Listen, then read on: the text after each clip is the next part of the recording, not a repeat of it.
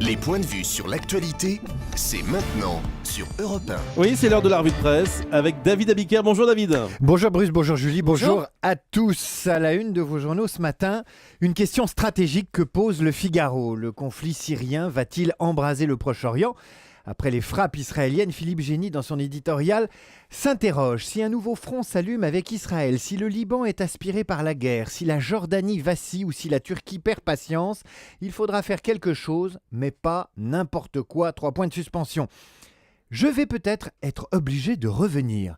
Alors rien à voir avec la Syrie, cette petite phrase est en une du Parisien aujourd'hui en France, confidence de Nicolas Sarkozy, ces jours-ci entre 2 voyages à l'étranger, histoire d'exploiter les difficultés du gouvernement. Le gouvernement qui, pour financer le plan d'investissement annoncé hier, devra brader ses participations, ça c'est l'humanité, relancer les privatisations, ça c'est la version des Échos, ou encore vendre ses parts dans les groupes publics pour aider les PME, ça c'est Libération. Et on s'envole vers Las Vegas avec Nicolas Sarkozy. L'ex-président prend l'avion demain pour la capitale de la roulette et du poker. Et qui c'est le poker menteur ? Pour y tenir une conférence sur l'état du monde et la finance internationale, tout en pensant à l'état de la France. Nicolas Sarkozy, selon le Parisien, n'en finit pas de distiller son avis sur la faiblesse de la présidence Hollande. Heureux et amoureux, l'ex-président, heureux mais extrêmement inquiet pour le pays, car selon lui, le pouvoir socialiste s'effondre sur lui-même, je le cite.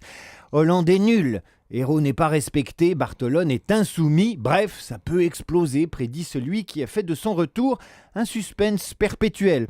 Pas inquiet pour un sou à cause des affaires, Nicolas Sarkozy, rien à se reprocher avec Madame Bettencourt, mais remonter contre Claude Guéant, son ex-bras droit. Le Canard enchaîné rapporte ce matin ce commentaire de Sarkozy à un ami. J'ouvre les guillemets, Guéant s'est débrouillé comme un C et il se défend comme un C. Et pendant ce temps-là, l'État cherche de l'argent. L'État fait les fonds de tiroir et cherche de l'argent pour financer le plan d'investissement annoncé hier à l'issue du séminaire gouvernemental. Pour le Figaro Économie, l'État va piocher dans sa cagnotte. Mais justement, il a quoi en portefeuille l'État ? Essentiellement des participations dans des entreprises, environ 100 milliards, dont les 2/3 dans des entreprises cotées en bourse, EDF, GDF, Suez, EADS. La question pour l'État est la suivante, comment vendre en partie ces bijoux industriels de famille sans perdre en influence ni faire l'objet d'un procès politique en privatisation rampante.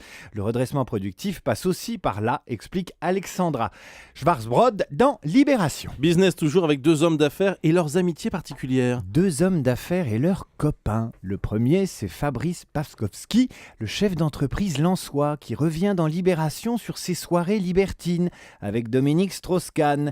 Mis en examen pour proxénétisme, l'entrepreneur pose en photo devant des plantes grimpantes à la page centrale de Libération et il résume ainsi l'affaire du Carlton. Une histoire de copains qui se sont amusés. Certes, Fabrice Paskovski y a convié des call girls, mais DSK l'ignorait. Je n'allais pas me vanter de venir avec des filles que je payais. Confie à Libération celui qui espère un non-lieu dans cette affaire et qui nie avoir jamais mis un pied au Carlton avec l'ancien président du FMI. L'autre homme d'affaires, c'est Gérard Depardieu. Le Figaro consacre une pleine page aux 2 amis russes qui ont tant fait pour lui obtenir une nouvelle identité. 2 hommes de culture et d'argent qui ont facilité son exil et son installation. Un russe, Nicolas Borodchadev, patron de la cinémathèque de Moscou, et un Français, Arnaud Frilet, producteur aux nombreuses accointances russes, précise le Figaro. Ces 2-là ont pris en main la demande de nationalité de l'acteur français. Ils ont relu sa lettre de motivation, l'ont traduite, et l'un d'eux l'a même portée en main propre au cabinet du président Poutine. Le lendemain, le Kremlin a annoncé vouloir faire de Gérard Depardieu un citoyen russe. Pour la première fois, une étude approfondit les échanges de vêtements entre mère et fille. Maman, tu me prêtes ton pull ? Le Parisien aujourd'hui en France a le chic pour aller fouiller dans les affaires des Françaises et revient avec la première étude marketing sur la plus secrète des transactions. Cette façon si particulière que les mères et leurs filles ont d'échanger leurs vêtements, voire de se les piquer. On doit ces investigations à 2 femmes enseignantes en business school dont le travail vient d'être publié dans le prestigieux Journal of Consumer Research, un journal américain. Qu'est-ce qui se joue quand une mère et sa fille font un shopping ensemble. Quel lien consolident-elles quand elles échangent leurs pulls ou leurs baskets ? 987 mères ont été interrogées. D'un côté, les mères qui ne prêtent pas, Ouais. mais de l'autre, les mères LOL. Vous savez, la mère Sophie Marceau, la mère LOL, elle prête. Elle adore échanger les vêtements au point que mère et fille finissent par se ressembler et prêter le flanc à la critique de la confusion des valeurs et des générations. Ok, mais c'est tellement bien de piquer son pull à maman.